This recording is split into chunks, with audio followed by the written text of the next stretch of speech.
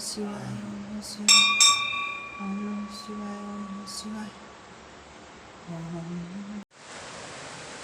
भगवान तारकेश्वर जी के चरणों से ये बिसगढ़ी नदी आ रही है। मठ पंडित जी हैं, कर्मकांडी ब्राह्मण भी है और किसानी भी बहुत अच्छे ढंग से करते हैं, बहुत ही अच्छे। भारतवर्ष का नवरात्रि चैत्र शुक्ल प्रतिपदा से 9 वर्ष मनाया जाता है। जय तारकेश्वर महादेव। हेलो दोस्तों, आप कैसे हो? उम्मीद करती हूँ कि आप स्वस्थ होंगे। आज की ब्लॉगिंग की शुरुआत दिन के 12 बजे से हो रही है और आप सभी लोगों को नए साल की ढेर सारी शुभकामनाएं एवं बधाइयाँ। और हम आज नए साल की शुरुआत करने जा रहे हैं, भगवान का आशीर्वाद लेने जा रहे हैं, भोलेनाथ का। लिए चलते हैं आपको देवस्थल। अभी पहुंच गए हम थल्दा गांव में। ये रही थल्दा गांव की टंकी। नमस्कार बेटा, कपड़े धोने छे।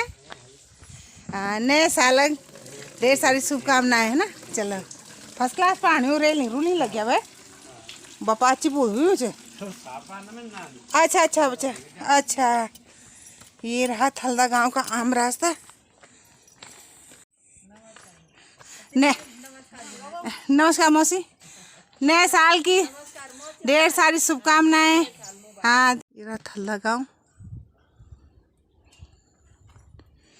और ये है देवस्थल जाने का रास्ता। ये रहा देवस्थल जाने का रास्ता। थल्दा से नीचे आ चुके हम मेरे हस्बैंड आगे आगे भाग रहे मुझे छोड़ के और मैं चल नहीं पा रही हूँ।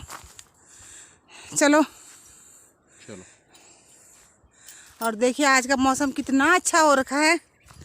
हमें कोटद्वार वगैरह से ये देखो सामने ये सतपुली दिखाई दे रहा है। कोटद्वार वगैरह से फ़ोन आया था, कह रहे थे कि बिल्कुल भी धूप नहीं है 2-3 दिन से। और ये देखिए कितना अच्छा मौसम हो रखा है यहाँ। और अभी हमें बिल्कुल नीचे जाना है, सीधे गधेरे के पास जाना है हमें। इतनी नीचे फिर ऊपर आने के लिए चढ़ाई है। अब ये पहुंच चुके हैं हम देवस्थल में। देखिए ये कितना बूढ़ा पेड़ है आम का, कितनी अच्छी छाया है इसकी। अब ये पहुंच चुके हैं। देखो ये हौज बना रखी है पानी चारने के लिए और ये बाड़ा कर रखा है। और ये रहा पंडित जी लोगों का घर। देखो ये स्यारे करे अच्छी थल दो लोग पंडित जी भी। पंडित जी पता वो भी बहुत कर्मठ पंडित जी हैं, कर्मकांडी ब्राह्मण भी है और किसानी भी बहुत अच्छे ढंग से करते हैं, बहुत ही अच्छे। पंडित जी लोगों का सब कुछ घर में ही होता है। तो कितनी अच्छी लग रही है ये हरियाली। क्या ये रहा ये। अब पहुंच चुके हैं हम देवस्थल मंदिर में, भोले बाबा के चरणों में। और आपको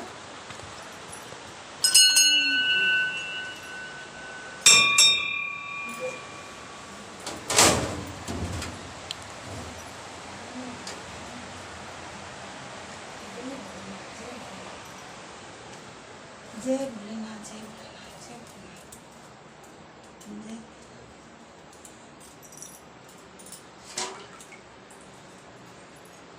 ओम नमः शिवाय, नमः शिवाय, नमः शिवाय, नमः शिवाय, नमः शिवाय। ओम नमः शिवाय, नमः शिवाय, नमः शिवाय, नमः शिवाय, नमः शिवाय। ओम नमः शिवाय, नमः शिवाय, नमः शिवाय, नमः शिवाय। ओम नमः शिवाय, नमः शिवाय।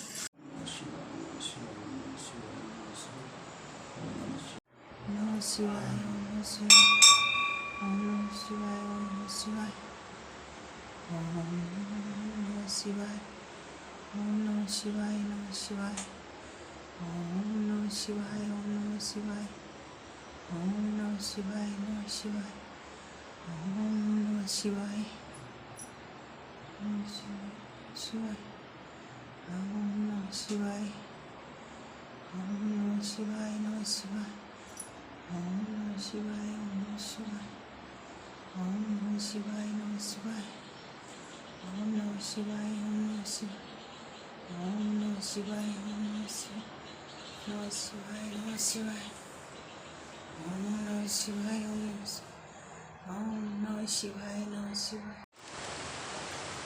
ये भगवान तारकेश्वर के चरणों से बिसगड़ी नदी आ रही है और उनके किनारे एक देवस्थल मंदिर स्थित है भोलेनाथ जी का।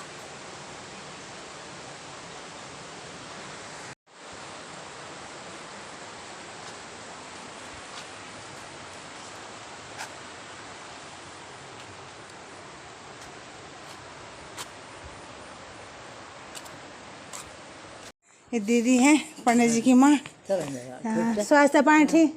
हाँ, दान आदमी था इंद्रन दान आदमी इंद्रन था।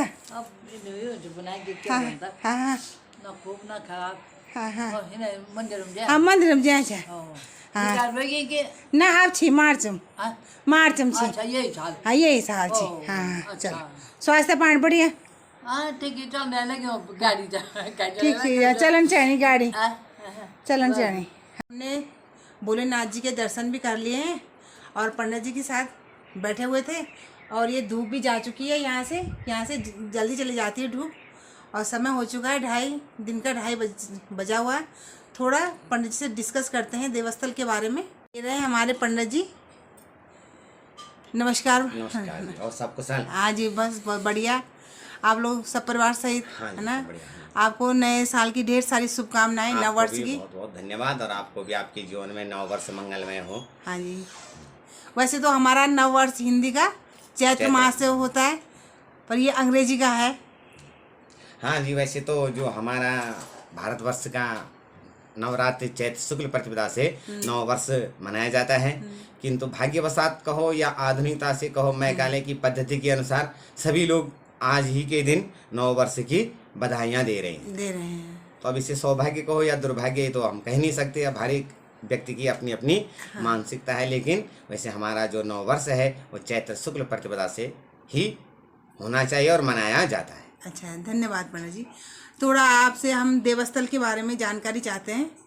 जी हमारा ये छोटा सा गांव देवस्थल बिसगड़ी या विष्णु नदी के तट पे बसा हुआ है और ये हमारा एक स्वतंत्र रेवेन्यू विलेज जिसे कहते हैं राजस्व ग्राम है। अच्छा। और हमारा मूल गांव वैसे खैरा था और यहाँ मेरे पिताजी का देवस्थल में जो दसमाना परिवार हैं उनके यहाँ ममाकोट था और ये ज़मीन हमने थलदा से खरीद की। अच्छा। हमारे इस गांव को 1900 आज़ादी से पहले 1935 तक देवथुल नाम से प्रचलित था और हमारे गांव के हमारे पिताजी के जो बड़े भाई थे मामा जी के लड़के राम प्रसाद ताऊ जी, स्वर्गीय राम प्रसाद ताऊ जी, वो जब रिखणी खाल में मिडिल कर रहे थे, पढ़ाई करते थे, तो वहाँ कोई हिंदी के गुरुजी थे। उन्होंने जब ये देखा उनके सर्टिफिकेट में या उनके नाम में देवथल, तो उन्होंने बिना देखे एक कविता लिखी थी और उस कविता के नाम से उन्होंने ही सर्वप्रथम हमारे गांव का नाम देवथुल से देवस्थल किया। ये श्रेय उनको जाता है। स्वर्गीय उन गुरुजी का मुझे नाम पता मालूम नहीं है, जो मैंने अपने पूर्वजों पिताजी से सुना है। और उन गुरुजी ने एक कविता लिखी थी कि मोहन मेरे तो आजा। अच्छा। मोहन मेरे तो आजा देवस्थली में आके ब्रिज तू इसे बना जा। अच्छा। और कवि की कल्पना साकार होती है। यह कविता की रचना उन गुरुजी ने 1935 जब वो ताऊ जी वहाँ पढ़ते थे और प्रभु की कृपा लगाइए 1980 कार्तिक शुक्ल त्रयोदशी के दिन जब हम जहाँ पे हम बैठे हैं इस मकान की जब हमने नींव रखी, खुदाई चल रही थी, तो यहाँ पे भगवान भोलेनाथ का शिवलिंग प्रकाट्य हुआ जो आपने मंदिर में दर्शन किया होंगे। वो स्वयंभू लिंग है। अच्छा। यहाँ मकान की खुदाई में प्राप्त हुई। अच्छा। तो तब से जो देवथुल की परिकल्पना थी वो साकार हुई। उन गुरुजी की कविता देखो, कविता कब लिखी गई और कब वो साकार हुई, ये जीवन में यही महत्व है। और ये हमारा छोटा सा गांव और हमारे गांव का मुख्य विशेषता है कि यहाँ से अभी तक पलायन नहीं हुआ है। और साथ में यहाँ आज भी ज्वलंत रूप से खेती की जाती है हर तरह से। हाँ दिखा ली थी मैंने आपकी खेती, मैंने दिखा लिया, बता दिया था कि कर्मठ कर्मकांडी ब्राह्मण भी है और कर्मठ कृषक भी हैं। और यहाँ कोई भी चीज आप बाजार की नहीं खाते हैं। आप यहाँ से हमारे गांव में प्रत्येक परिवार में, हाँ जी, हम छोटा सा गांव है, 5-7 परिवार वास करते हैं। पलायन के नाम पे शून्य है। सभी लोग खेती बाड़ी का काम करते हैं। अनाजों में धान बहुतायत से होता है, गेहूं, जौ, अपना जो यहाँ उपलब्ध हो सकता है। और सब्जियां तो हम लोग बेचते भी हैं। हाँ जी। यहाँ तक कि प्याज की पौध भी बहुत सारी यहाँ से गांव के लिए दी जाती है। और पशुधन भी यहाँ सर्वोत्तम है। इस क्षेत्र में मेरे ख्याल से सबसे सर्वोत्तम पशुधन हमारे गांव में है। मैं इसको आप चाहे तो दिखा सकते हैं। मेरे ही पास स्वयं 4 नस्ल की अलग अलग गायें हैं। मैं रेड सिंधी भी रखता हूँ, जर्सी भी और साहिवाल भी। तो ये है कि हमारे गांव में सभी लोग खेती भी करते हैं और पशुधन दुग्ध व्यवसाय जितना अपने लिए प्रचुर मात्रा के अलावा हम लोग कुछ औरों की भी मदद करते हैं, चाहे आर्थिक रूप में करें या कुछ रूप में वहाँ भी प्रदत्त हो जाए। बहुत बहुत धन्यवाद आपका। धन्यवाद। आपसे हमें भी प्रेरणा मिलती है। बहुत बहुत धन्यवाद। इसी पंडित जी लोगों का गोर के बुनाचा सिंधी वगैरह बुनाचा आप हैं। ये देखो, अच्छा ये रेड सिंधी, ये अच्छा ये वाली अपल्ले वाली जर्सी, ये देखो अच्छा अच्छा साहिवाल, ये विंग बाज देखो। अरे सब घारा गोड़ पर इंजेक्शन लगाए। अच्छा, बहुत कर्मठ लोग छी ना, कर्मकांडी ब्राह्मण होने के साथ साथ बहुत ही तो सब कुछ है, सब कुछ ऑलराउंडर। ठीक। तो पंडित जी लोगों ने पूरा बगीचा बना रखा है। ये कटहल के पेड़ हैं, ये आम, ये नाशपाती है और ये लीची है, ये माल्टा, ये अमरूद, पूरा बगीचा।